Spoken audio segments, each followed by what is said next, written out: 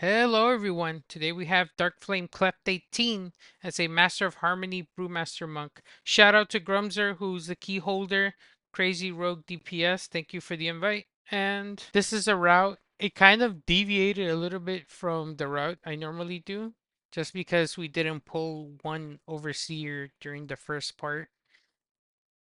And as for the talents, again, they change depending on whatever I want to take. This time I took 2 points in high tolerance and one in knock stance for the first boss who does like a little bit of a tank buster. Now as for this, I changed some of my gear. As you can see there, now I have 19% mastery because I traded the 3900 versatility for mastery. So I've been speaking to the number one and number two brewmasters on their Twitch, and they kind of confirmed that having a decent amount of mastery isn't is pretty helpful. So as you can see there, 32% crit, 19% mastery, and 24% versatility without buffs. That's pretty good. I'm satisfied with that. I'm losing about 5% mastery, but I've also gained about losing 5% versatility, but I gained about 6% mastery. So it's a decent trade-off. Okay. So for this first part, you have to make sure that you interrupt this wick lighter and then paralyze that one there. You don't want to have three casters in this pool. And by three casters, I mean you have the mole herd and you also have the wick lighter there that you pulled. You don't want more than those two. That one already got knocked over, so we need to make sure that we get somebody to interrupt it. Preferably there would have been the healer or the mage, but I think everybody's interrupt overlapped there. So here I'm kind of just like all over the place because I'm trying to make sure that I gather everything up. The Overseer dies, so now I don't have to worry about all of these getting scattered. And I think this is why it's super important in these bugs that people do the interrupts correctly. Because these casters will two-shot anyone, right? So here I'm just pulling in the next set, two Overseers with all of these laborers. Blackhawk statue into AoE taunt is super important. I know that today, being Wednesday, June 11th, they updated the threat on the tanks by like a certain amount. It's still not enough, I think, but we have Blackhawk statue with AoE taunt, so that's all we pretty much need to make sure that we aggro everything. There I was flashing red because I had too many of the crude weapon stacks. That's 11 stacks, ticking for about 500k each or something, so it was definitely taking a good amount of damage. And as you can see, it's a stacking bleed, so every time those laborers hit me, it stacks up, so it's pretty good that they were able to take them out pretty fast. Here the Overseer's dead, so I'm just gonna pull the next pack, interrupt this quick lighter to drag him into here. And then I'm just telling them to just run to the end, right? You can LOS everything there. If you get a decent amount of threat, you can just LOS it all over here in this corner, and then you don't have to worry so much about being in an uncomfortable position when it comes to tanking these things, right? And this is kind of where our route deviated. Normally, whenever I pull these two packs, there's an Overseer too, but he was patrolling on the opposite side, so there was really I wasn't gonna pull him in. I wasn't gonna pull him in because he was gonna aggro the other mole herd there. And again, that would have made it 4 casters instead of the 3 that we had, the 2 mole herds and the 1 wick lighter. So the less casters we have, the better. Less interrupts overall. But as you can see here, Outlaw Rogue is insane damage, like crazy damage, to be honest with you. I'm not even surprised because Grumzer, this rogue is like crazy DPS. He's the one from the 16 Floodgate video that I uploaded a while back. Defensive.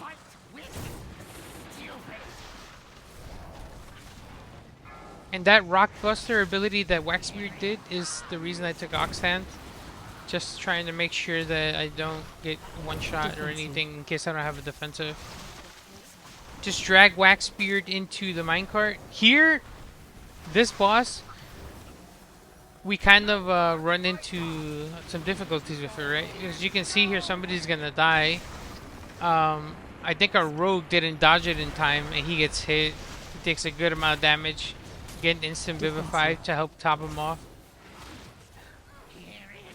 But I can't really blame him. It was 3 in the morning, so I imagine we were all kind of tired.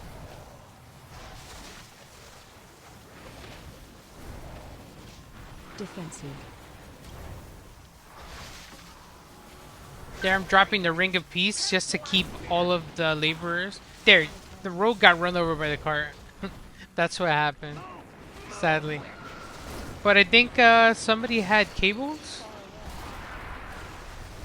so we were able to get him back up. Defensive. As for this Rockbuster ability, a Celestial Brew with a Blackout Kick combo, Blackout combo is enough to tank it. Or even if you have 3 stacks of Purifying, like, that works. It's roughly about a 5 million absorb or so at 3 stacks, so that mitigates a lot of damage. And again, dropping Ring of Peace to keep the laborers away from the melee while they destroy the minecart. And then sometimes we get unlucky, like there, all of the laborers, most of them didn't get clipped by the falling debris.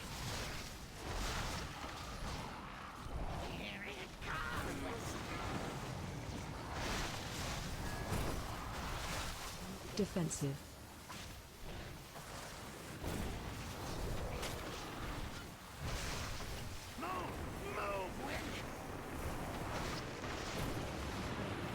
Here, I'm not too sure how the mage died. I think he might have got hit by the charge. Defensive.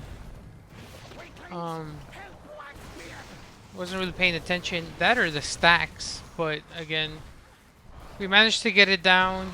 It could have been faster, I'm pretty sure, if we didn't have any dead DPS. I'm trying to res the mage so that the shaman can drink, but that doesn't happen. I know this place. Old Waxbeard's been here forever. Didn't trust nobody. So mean. This next section is a little bit difficult because there's a lot of casters, right? So it's 2 fiends and then the 2 candle monsters that we're gonna pull in. 2 wandering candles. There I got pretty low because I turned my back to them a little bit, so that was pretty stupid of me.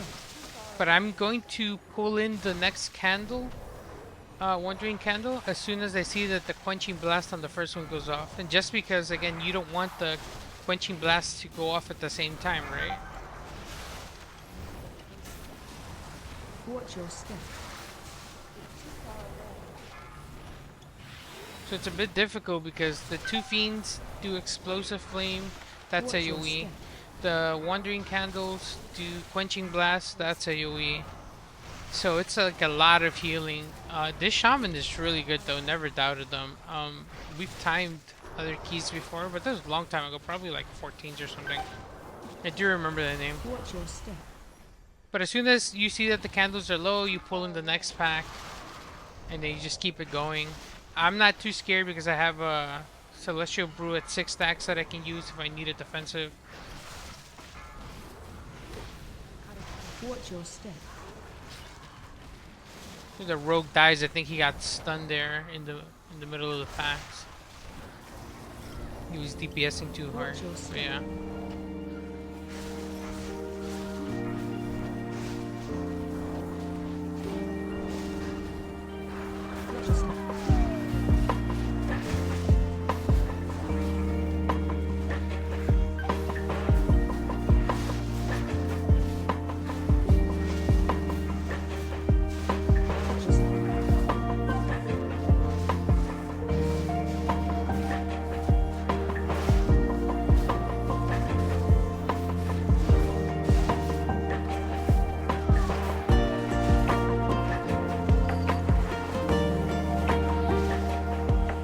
Stuff is dead. Now for the next part, I try to let the shaman drink, just so that I'm not Hurts Cobalt.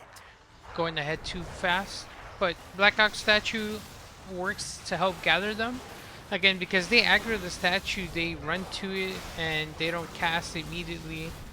There are some mobs that do have a Watch your cast. step. If you aggro them on your own, well, they start immediately. But yeah, this isn't one of them. I don't think we chained our CC too well here, but we did enough to just not die, right?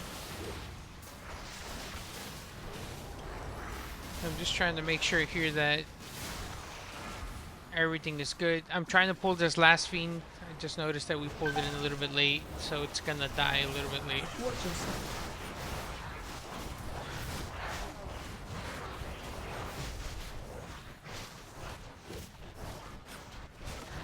Okay, now for Blazakon. There's really not much you have to do as a tank other than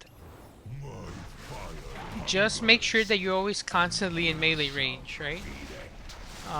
If you can throw out a heal during Dousing Breath, do it. If not, there's nothing else you can do. But just stay in melee range. If you step out of melee range for 1 second, your melee is gonna get hit and they're gonna die. Trust me, this happened to me in the previous run and it was a bit silly, but yeah. Normally everybody else puts a marker down. As you can see there, we have a square marker to blow out that one candle. We just need one safe spot. So everybody agrees to go to the blue and that's it. Again, stay in the melee. Don't move. Chi burst really helps when you have to help with the healing on the next dousing burst. Everybody's pretty stacked, so save it for that. And other than that, just maintain your rotation so you can maintain a steady DPS.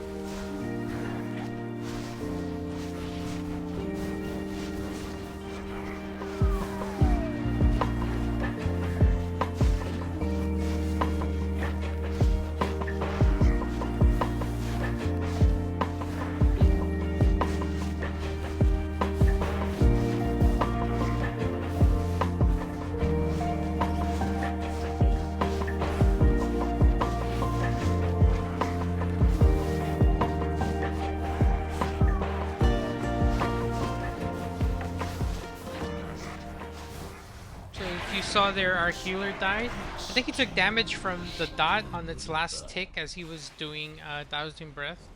So this normally you will pull it back here, but our group got a little bit impatient and we were just like, whatever, let's just start doing it now. This is a lot easier in other tanks that have like AoE interrupts, so it helps everybody gather together. So I have been thinking about doing like a Black Ox statue type pool, but the problem with that is that the wandering candle in the middle might not blow up because it'll aggro onto the statue and then you have to kill it. So it's I don't know. I try to avoid doing that. Okay, now on to the fun part of the dungeon, the skip. This is it. So I had attempts with another group where a hunter tried to stealth past and go through the side of the stairs. Don't do that because the too many bosses have true sight and they will see you. So to get up here, just roll double jump. And then once you're up there, position yourself. You have to Tiger's Lust and then jump. Tiger's Lust helps with the height and the distance. So you need it. There, the healer is doing what I normally do. It's using Syraf's booby trap chest to kind of jump over. And for the Candle King, there's only two things that you have to worry about. Number one, you always get the first interrupt. So make sure you let them know that you always interrupt first. And then number two, picking a statue that's out of place that'll keep your DPS on the boss while you also move him. You want to rotate around the room counterclockwise. So specifically here, you have to start moving them, as you can see there. And then everybody kind of has to collapse on him so that the wax statues kind of spawn around the new location of him. Interrupt. So that's basically the whole gist of the fight. If you can get everybody positioned properly, it'll be easier. There I kind of messed up a little bit, but everybody kind of grouped a little bit ahead. So there we're picking up the statue, sorry, that we have to knock out in advance to make sure that we clear it.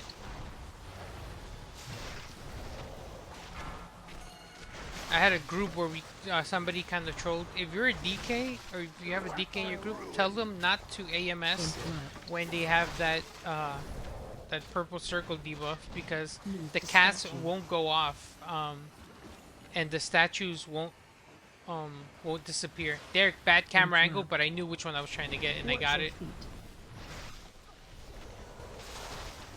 Just have to make sure that I got the one that was next to the wax. And as you can see, something else that I do here is I'm constantly spamming out heals. In my instant vivify on whoever I feel needs it. It's 1.3 mil, it can go up to 3 mil, but it's something, you know, whatever helps the healer. He's a Resto Shaman, so he's one of the quote-unquote easier healers for these encounters, but still, it's difficult.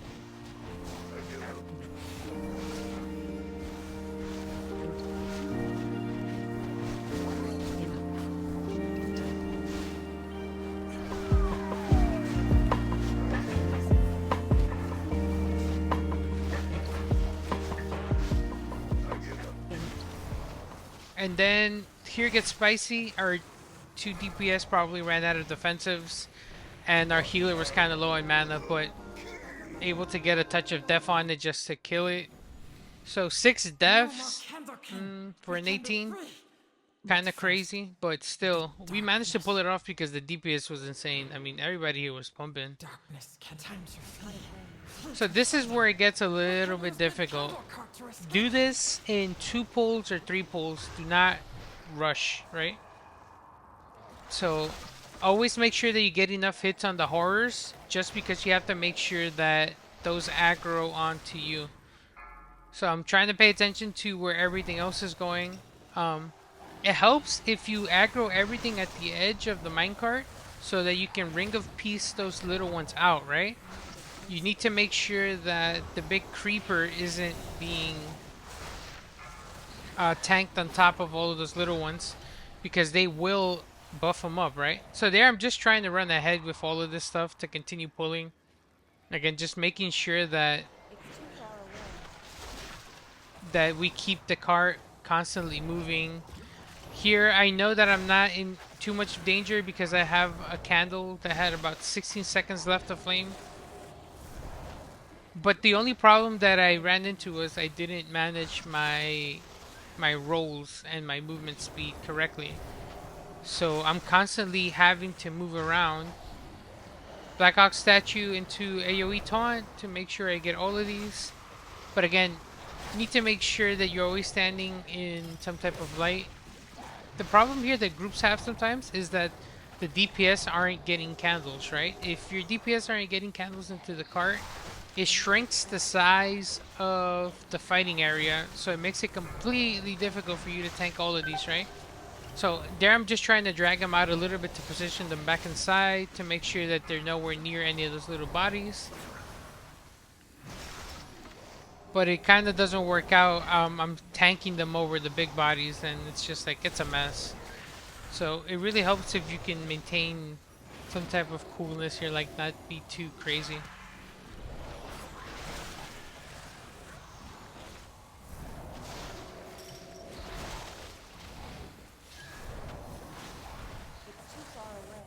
And then we just go to the last bit, right? So we've already cleared out most of it. Normally I wouldn't take this hard there, but for this run I'm taking it just because we need the count. It's 1%, right? So 1% matters a bit here.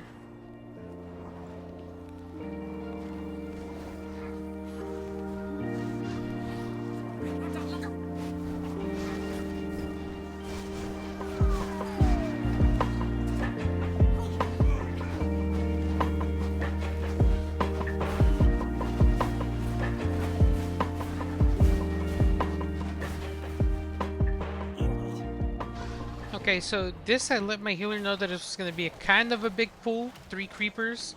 Street creepers is a lot, right? And you're wondering like, oh wait, why? Well, because they have the damage from the melee and then the stacking debuff, right? So that can get dangerous apart from the little skittering darknesses or whatever they're called who jump into you. So you just always have to make sure that you let them know what you're gonna do before you do it, just so they can prepare and not get caught off guard, right?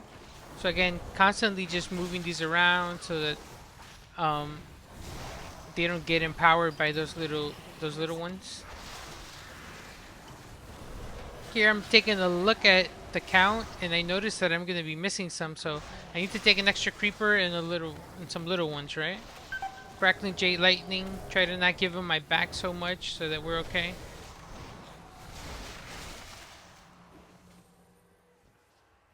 I need just a little bit more, right? And these two give me the count that we need. And at this point, I'm like, let's just go to the boss. I can't even type because I'm not trying to die. So there, I'm just trying to make sure that I'm not losing thread on this and trying to get some extra damage in. And here we go. Now, as a tank, you have two important jobs. Number one, not to die, and then number two is to move the candle. And where you move the candle is based off of the location of the little candles, right? So if you pay attention, there's candles on what would be the left side of the beast. So the rogue took that one, so now I'm moving it to the right side because there's two candles there.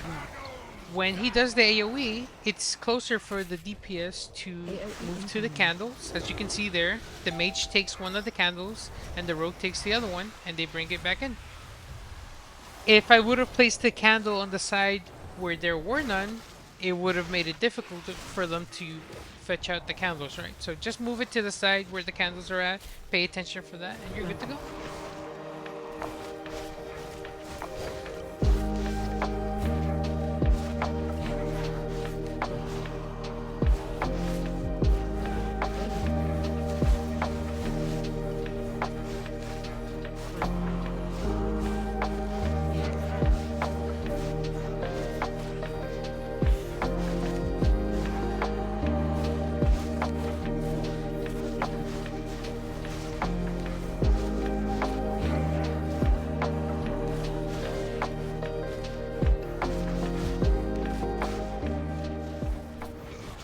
And that's Darkflame Cleft 18.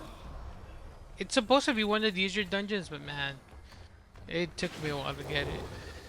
But with this DPS and heals, like even with the amount of deaths we had, we were still able to time it. Grumster's definitely a beast of an outlaw rogue, and the Havoc Demon Hunter, crazy DPS too. Arcane Mage, this is probably one of two dungeons I've done with them, since we don't synergize too well, but good job. And again, my damage charts for reference. Um, Throw Dynamite being number 8 is kind of silly. You have to figure out a way to remove that because that shouldn't be counted into the overall, I guess. And then we have my healing. This is more accurate. Again, Celestial Fortune, number 2, makes a lot of sense since I'm constantly using Celestial Brews at 3 Purifying Brew stacks or more. So this is definitely it. And Astrid's healing, this shaman was pumping. Again, 32% heals is again in line with what I said videos ago about that's what is required to keep us up to time a dungeon. And with that in mind, um I'll see you in the next one. Hopefully it's in 18. I still need to upload 17 workshop, but I'll see if I can time another 18 before I upload that. Catch you in the next one. Bye.